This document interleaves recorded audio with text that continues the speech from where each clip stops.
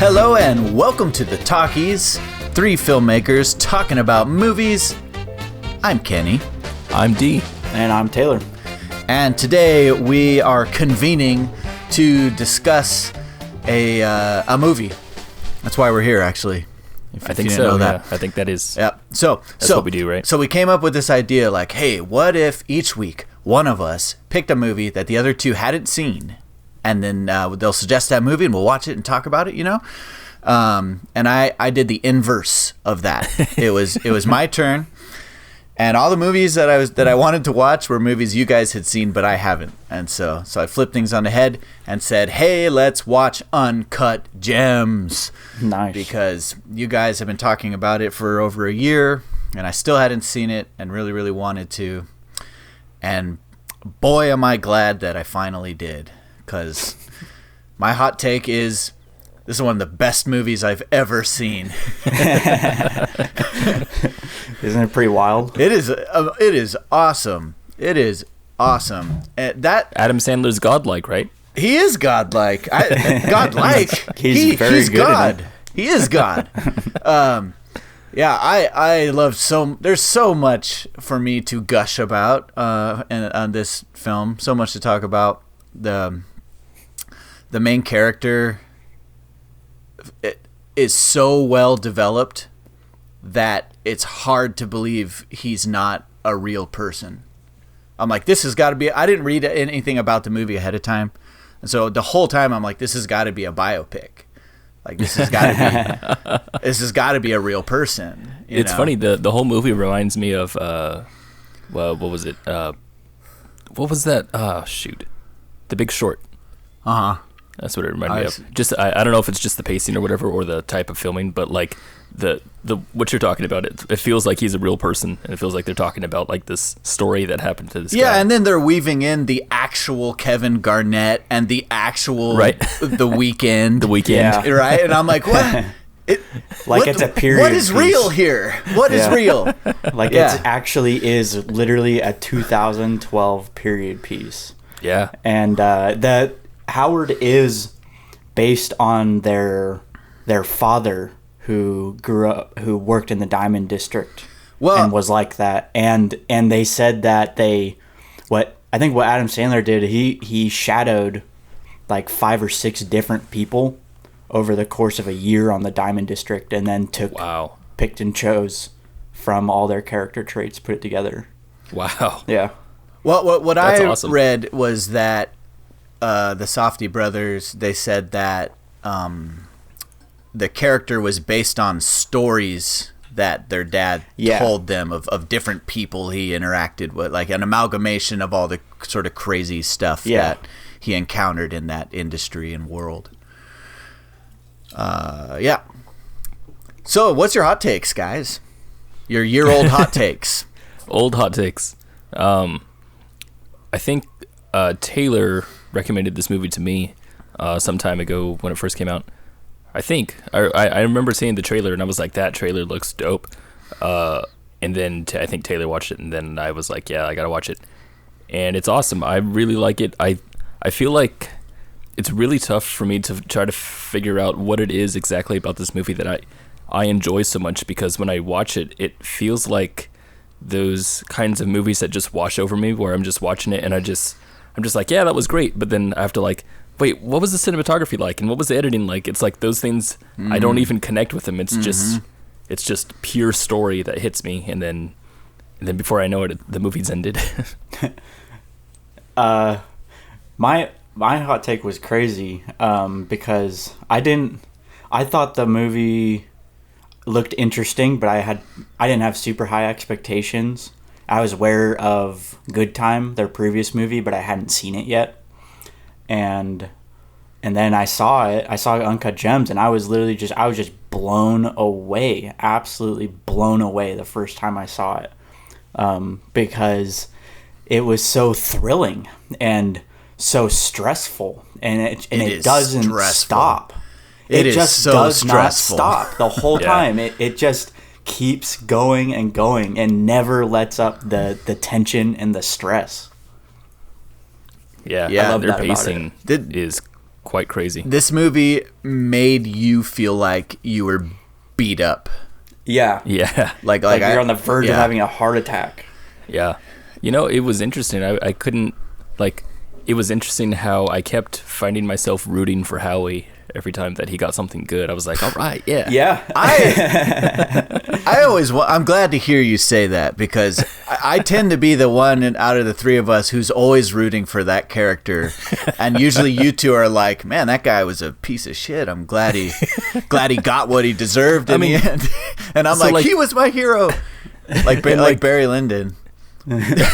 In Good Time, I feel like kind of does the Barry Lyndon thing to me, where I'm like, those are shitty people or the shitty person, and I'm rooting for him, but I'm rooting for him in a wrong way or something like that. In Uncut Gems, it feels like I know he's a shitty person, and I'm still rooting for him anyway. Like I just hope something happens to move his plot along.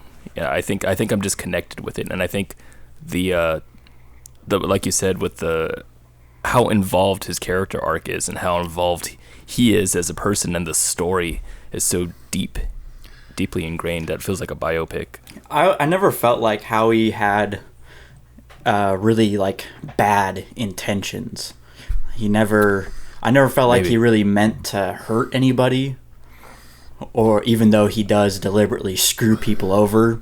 I think from his perspective, he's like, yeah, I'm screwing people over, but they don't know that I'm actually going to help them because this bet is going to pay off big time, you know? Yeah. Sort of. That's his stance, Even though that's like a flawed stance. But loved the scene at the end when he finally gets the money from Kevin Garnett, and he's like, oh my gosh, we should make a bet.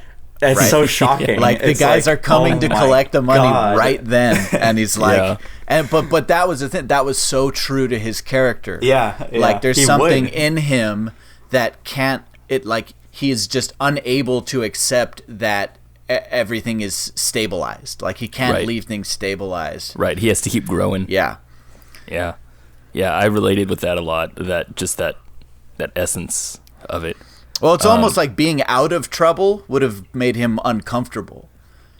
Right? Like his natural state is in crisis mode. Yeah. It's interesting because that's the same kind of mentality I felt like was in The Founder. And I really like The Founder for that reason too. I would say that Uncut Gems is an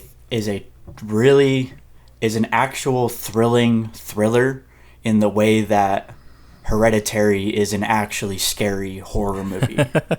That's cool. I like that. Where it's like, you know, everyone's seen a thriller and they might be tense at times and might surprise you once or twice.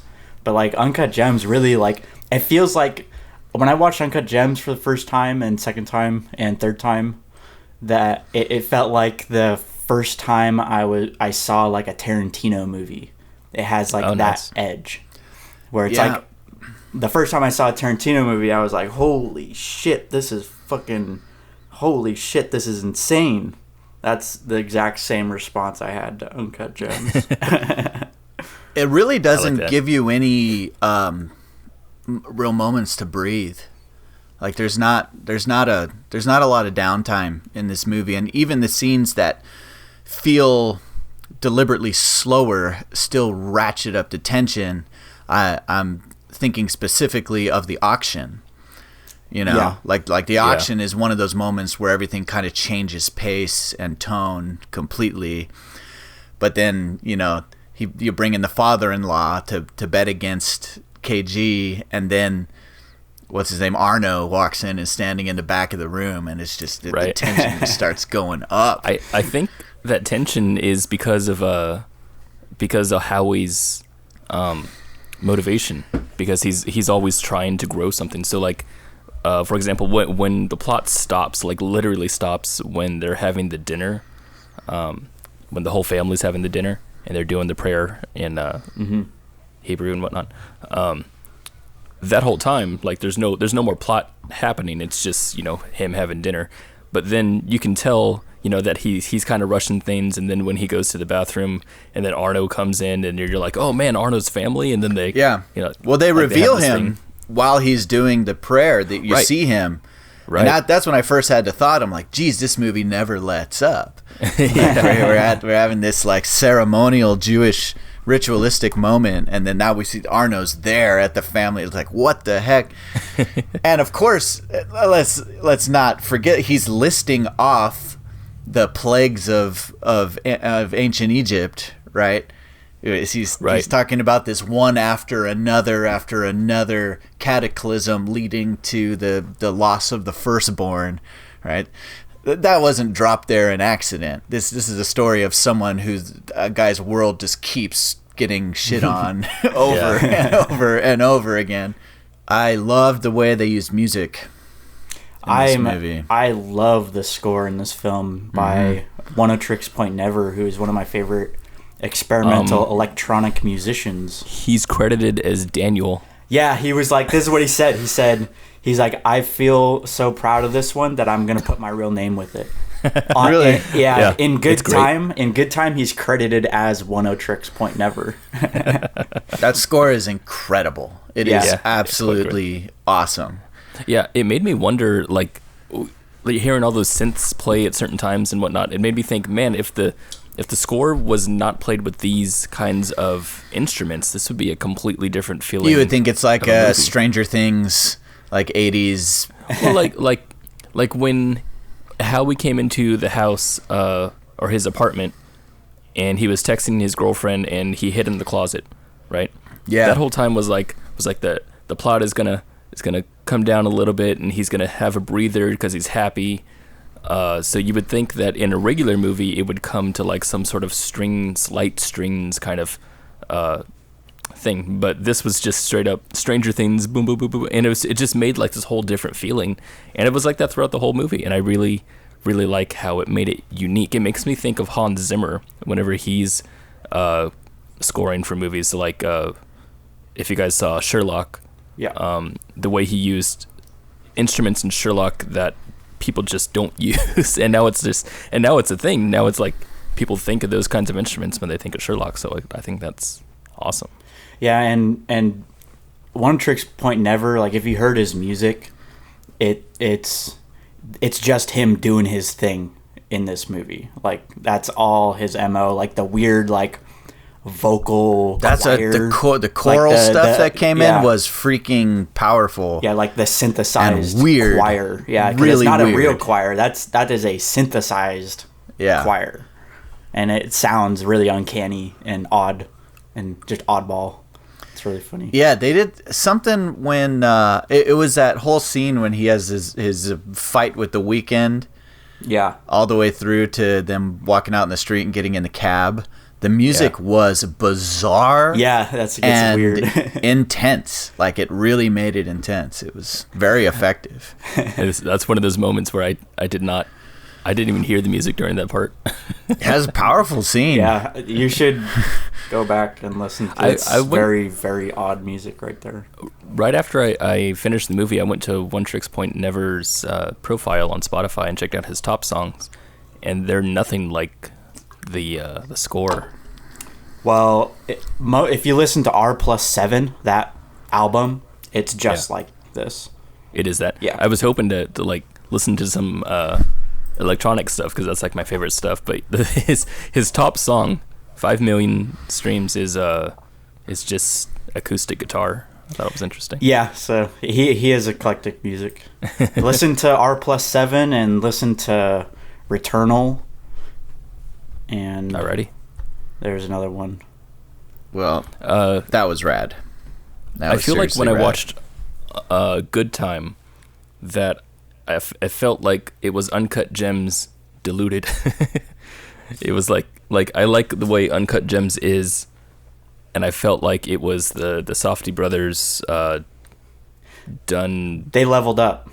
They leveled up. You see that a lot with sort of the sophomore effort. Either the second movie is where you see what they're really capable of, or is where you find out they're not as good as everyone thought they were after the first hit, you know? Unless you're what's his name? Hereditary guy.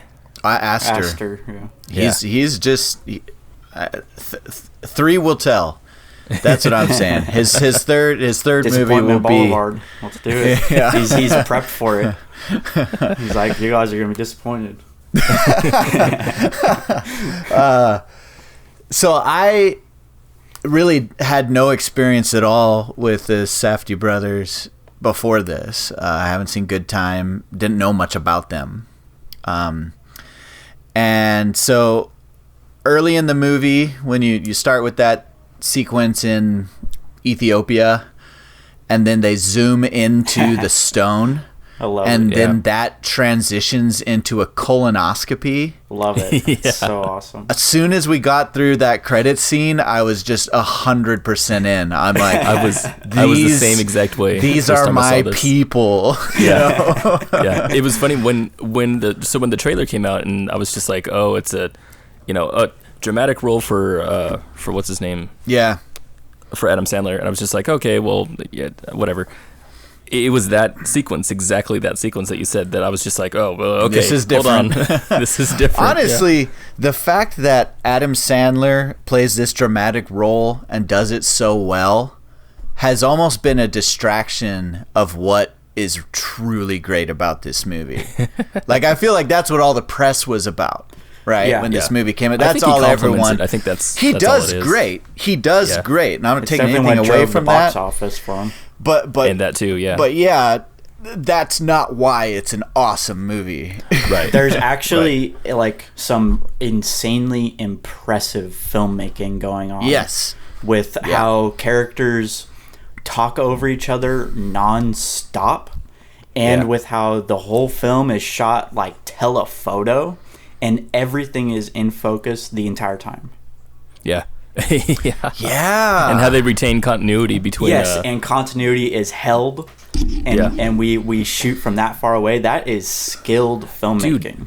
Okay, I'm so glad you brought that up, because I was just thinking about aesthetically, this movie reminds me, like I said, of The Big Short, because it's shot a lot like that, where there's a lot of telephoto shots to make it seem like it's like you're an observer seeing a real thing happen.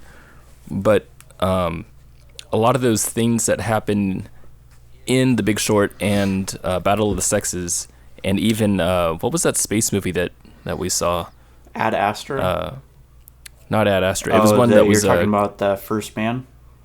yeah, First Man. All of those movies, First Man and those other ones that I said, are shot like this, but they don't retain continuity. First Man does a little bit better, but I think what they're trying to do is to make it look as if it's cinema verite, like a little bit more realistic, and people don't retain continuity when you're cutting back and forth like that in reality. So I think that's what they're trying to emulate, but Uncut Gems does not. Uncut Gems feels like a movie, but it's good. Like, I like that continuity that they keep, even though they're shooting from this way far away thing, and they keep cutting over and over and over. It doesn't make me feel like it's fake. It makes me feel like it's just like it's made for cinema, like it's a movie. Yeah. They talked about. I read up about this autofocus system that they used on Uncut Gems that had like just came out like a couple years before the movie was made. And it's this like whole autofocus unit that you like rig up to your camera, and it's just perfect. Like, it's absolutely perfect. It can track anything perfectly in and out of focus. And if That's you interesting. compare Good Time to Uncut Gems, in Good Time they're using the same filmmaking style, but there are a lot of shots in there that are 100% out of focus. Like you're surprised, like they actually put that in the movie. Like, that's 100% out of focus. Yeah. And you don't see that one time in Uncut Gems. Not at all. Yeah. Yeah, and they even stylize the moments, like you said, Kenny, when they zoom in on the stuff that's like locked in focus right there. Yeah. Yeah. It's just impressive filmmaking. They have a cinematic, or what is it, a cinematic language that they've developed for themselves. Yeah. And they know how to execute it. And Yeah, they've you know gotten what good this at it. is? It's a much, much, much better Paul Greengrass is what it is. Yeah, that's funny. Still Why do more you say intense. Like, I mean, I've only seen a if you- couple Paul Greengrass movies. If you just think about the way Bourne Identity looks, and what was it, July 22nd, whatever it was that they came out with, on Netflix. The way that he edits his movies, I know he doesn't personally edit them, but all of his movies have the same editing style. The way this fast cut stuff goes and shaky camera stuff, it's done for the aesthetic of thriller. But like Taylor said, like this movie feels like an actual thriller, and I think it's because of a lot of things, but yeah, it just really ups that feeling as opposed to just the aesthetic. Yeah. I think like the aesthetic plus the performances and how people talk over each other and the sheer stakes involved all contribute to how this feels like a elevated thriller. Yeah. There was a lot of scenes where the talking over one another really lent itself to the sense of chaos and mounting anxiety. Yeah.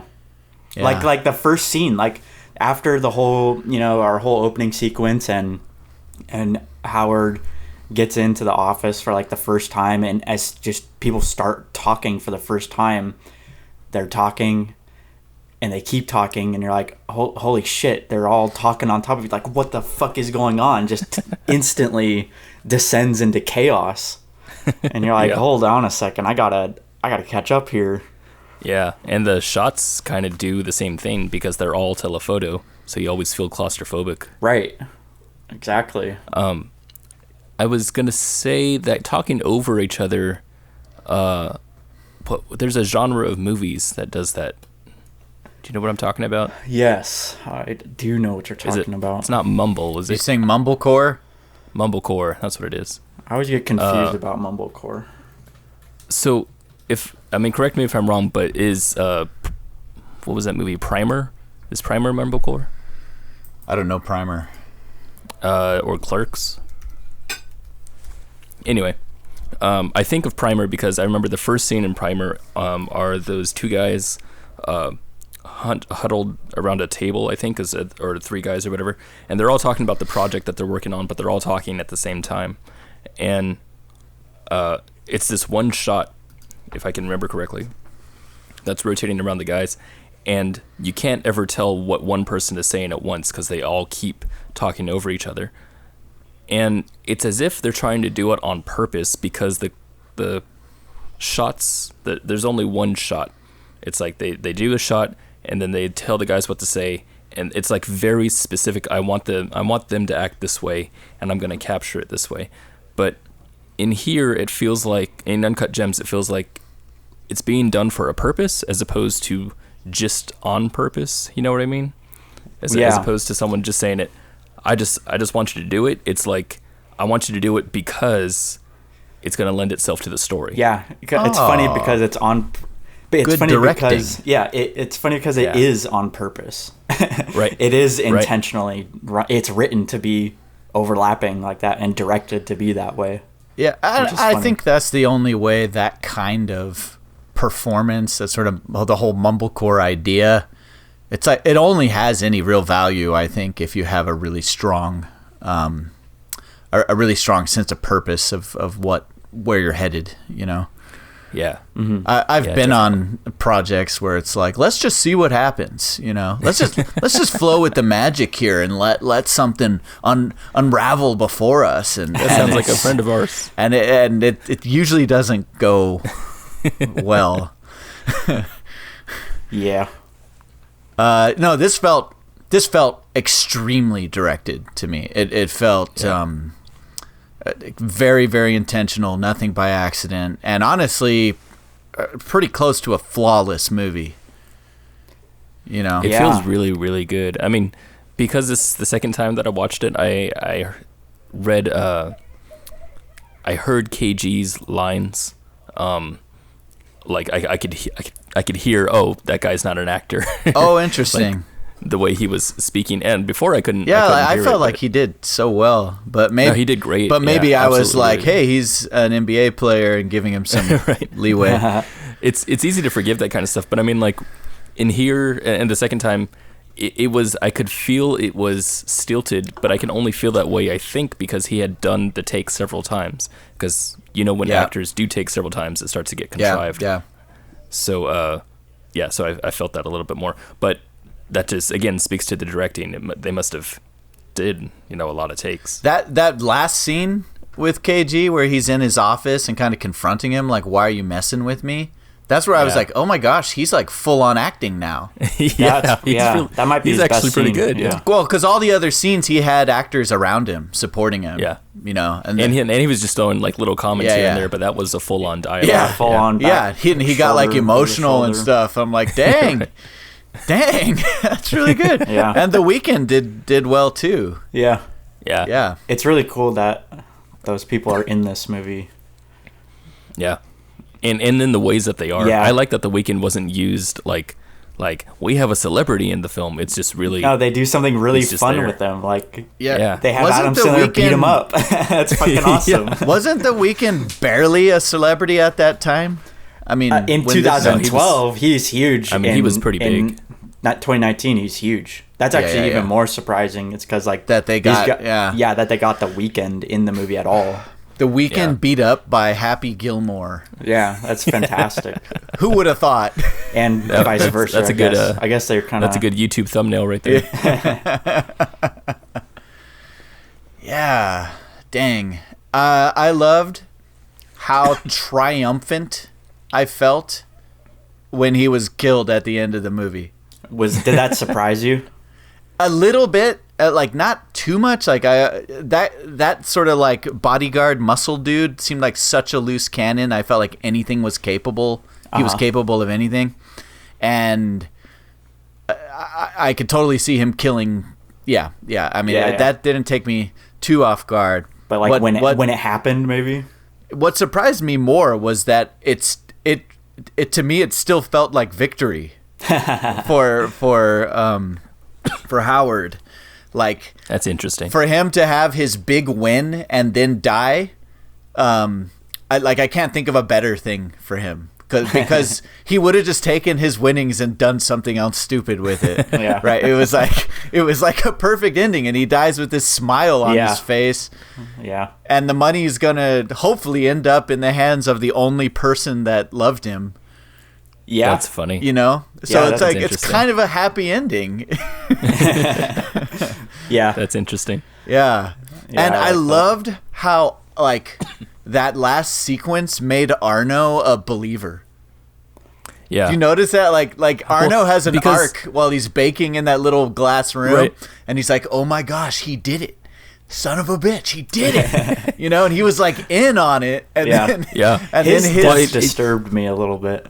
It was that his death was more disturbing. I felt Yeah. like, Arno. It felt like he was a family member, and he really didn't want to. He didn't want to muscle Howie out of the money. He just wanted the money. He just wanted to come clean. And so he did. Once he saw that the winnings were there, he's like, oh well, that's it. And the muscle guy is like, F that. Oh F yeah, F that. that guy, that dude made up his mind to kill Howard probably the second they were locked in there. Yeah, Like, he's like, yeah. it doesn't matter what way this is going, he's dying as soon as Yeah. he gets out. I'd kind of been expecting that guy to kill Howard since the first act of the movie. Yeah. That they Yeah. just have that vibe. He had a really threatening presence. Yeah. That was that's really good directing and acting, but to give someone this presence that you're just like, I'm legitimately afraid of what that guy's gonna do. Yeah. I mean, we talked about this with I'm gonna ruffle some feathers here in Blue Velvet, where we had that loose cannon guy. What was his name? Frank Booth. Yeah, Frank. Paps Blue Ribbon. That guy was pretty. I mean, like, I love his character in that movie, but as thinking about threatening people, I think about mobster movies. I think about Goodfellas. What's his name in Goodfellas? Joe Pesci. and that. Yeah, Joe Pesci, and then this guy in Uncut Gems.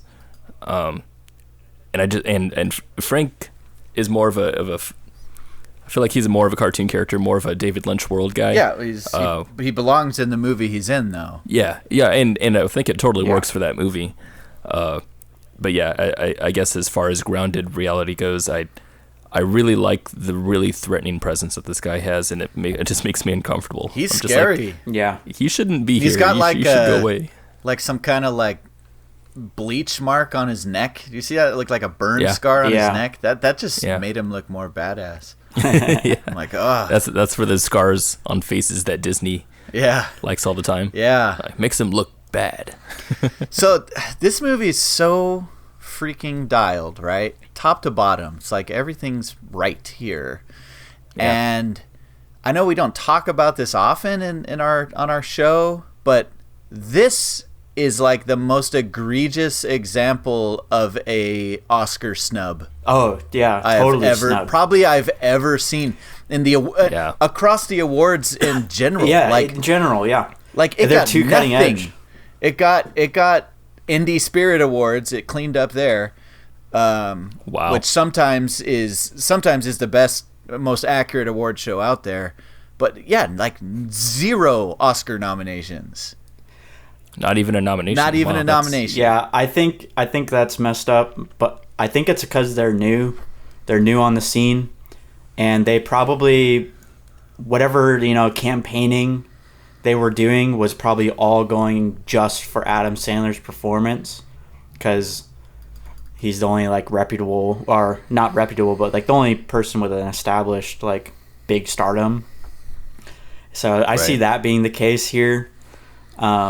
And the same goes for like Ari Aster, I would say. But him more so because that's a horror film, so that's not. Yeah, but at least with Ari Aster, there is a precedent for not awarding the genre. Yeah. Right? Like there is a precedent for that. That genre is against you no matter how good your movie is. This movie not only is perfectly made, but it's also like it is an archetype for an Oscar winner movie. Interesting. I feel like it's too edgy for them. They can't handle it. That's whoa. I looked at I'm looking up the Big Short nominations, and there's a ton.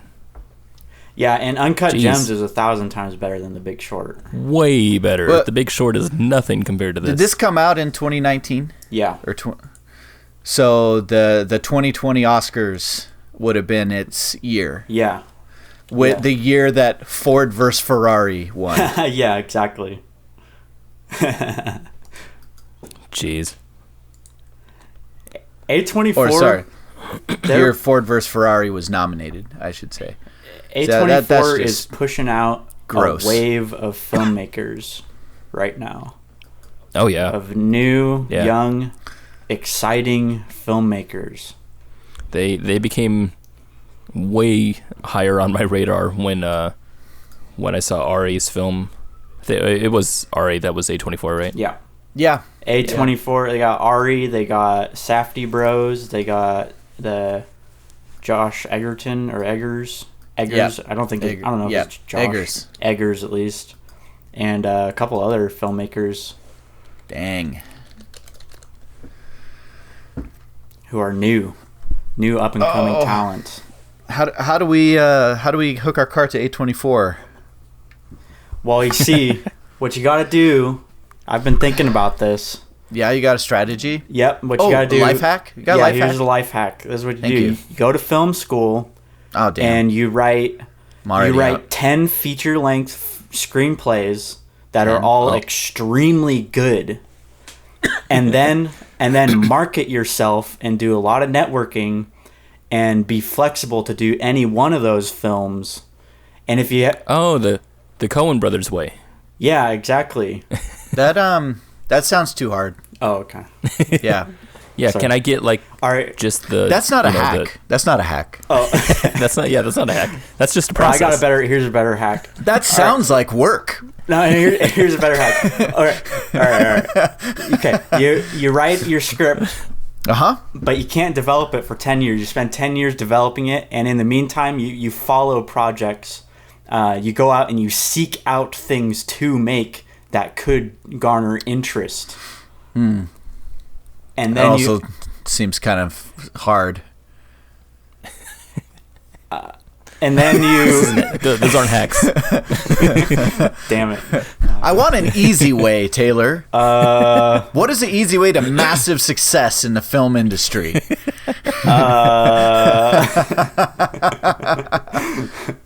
Yep. Create an app. It's not what films. you who, it's no you know. I have a dentist appointment. All right, man. So you've been listening to the Talkies from Karman Studio. What? Pizza, sir. What? Wait, do you have a dentist appointment? We have Yeah. to talk about pizza. That's pizza. Okay. In what context do you want to talk about pizza? Just your favorites. I just like pizza. Yeah, just different flavors. Is that just a segment of the show now? It's like, hey, It's let's pizza just discussion. it's pizza time. completely okay, all right. Because I think that is sort of not that's not true to our concept. We talk about movies here, right? Not pizza. So what if we compared our movie of choice to a pizza? Whoa. I've never heard that idea before. I'm in. Hear me out, man. No. Say no more. We will rate the movie by comparing it to a pizza, either real or fictional. That sounds like something that someone should have done several episodes in a row. At least 100 times by now. At least 100 times. Yeah. Okay. What kind of pizza is Uncut Gems? I know exactly what kind of pizza Uncut Gems is. I knew you would. Uncut Gems is like a Mountain Mike's pepperoni pizza, except not from Mountain Mike's, but what? from a even higher quality restaurant. So it's got that really like that strong sauce flavor, really flavorful, strong sauce, and the very spicy cupped pepperonis, and the whole thing is like it's like a spicy sauce too, like it's really spicy, super hot. You eat the whole thing and you're like sweating at the end. You're like, oh jeez, that was hot. Is cupped pepperoni an industry term, or is that something that literally only you say? It's an industry term. Okay. So you can order cupped pepperonis from a supplier? Oh yeah.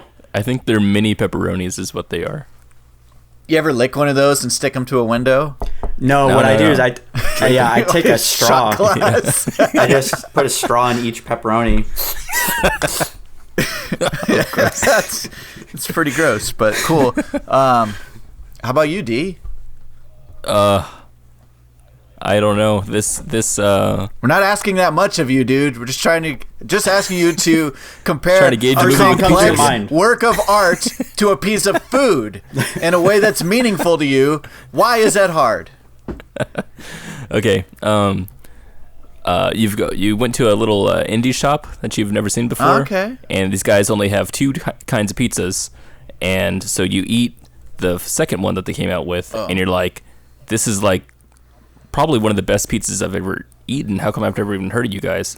And they're like, well, we were trying to get like really noticed by the pizza reviewers, that talk about pizza shops and everything, but we were snubbed. So, dang. Well, that's That fucking sucks. so then you go to try their first messed up. creation, and you're like, oh, it's pretty good, but the second one's better. I see. Facts. I don't know what the toppings are, but yeah, Well, let's just assume there's at least cheese on this pizza. there's at least cheese. Okay. I mean, the listeners want to envision the actual pizza, D. So Picture your own toppings. oh, well, it's very, Interpret your own toppings. it's very liberal of you. Okay. All right. Mine is thus. It is the single best pizza you ever could have eaten, ever. Right? It's just like you would know with no exceptions, you would define this as the best pizza you've ever had. Except here's the catch: Holy shit. you have to eat it while on an intense roller coaster. You're on a roller coaster that launches you from like 0 to 100 and keeps you in perpetual motion, Flips loops and corkscrews and the all whole the thing. thing. And you may continue enjoying the world's greatest pizza, which is an enjoyable experience by all accounts. but you must do it while on this roller coaster. Damn. And that is Uncut That sounds kind Gems. of annoying, actually. And then your harness gets a little loose. Well, I loved Uncut Gems, but I got to tell you, it probably wasn't good for like my heart rate or your blood pressure. Like it kept me in some high anxiety the whole time. Yeah, that's good. That was it. So, any final remarks or business before we close out the show today? The first time I saw Uncut Gems, I watched it in the theaters with my parents, and they did not like it. I could see Really? that. Yeah, That's they did strange. not like it. Yeah, I don't think my folks would care for this movie either, or my brother or my sisters. In fact, if I did a screening of this as a family, I'd be the only one You'd who be like, liked it. what the hell's wrong with you? Yeah. Yeah. Yep. I get that. So it's Although that's funny. true of half of the movies I like. Most, yeah. Yeah. Ain't that funny? Yep. Cool. ain't. Well, you heard it here first, folks. You've been listening to the Talkies from Karman Line Studios. We put out. You know what? We put out. We That's what put out. do. Normally, Well, this is when I say we put out episodes every Friday. A few people, some of our fans have pointed out that we're not doing it every Friday consistently. That fan was D. Those editors. The fan was D. I've pointed this out. Yes. I love to comment. So we strive to put out an episode every Friday, and we will be back next week with a movie that will be suggested by D. Is it D? I don't next? remember. So. You know what I kind of want to see next week? What? Chaos Walking. I don't know what that is. That's coming out today in theaters. Or tomorrow, actually. Well, let's go to Texas. Anyway, yeah, we'll see what we choose. All right. Okay. Well, this is the Talkies signing off. Thank you. Goodbye.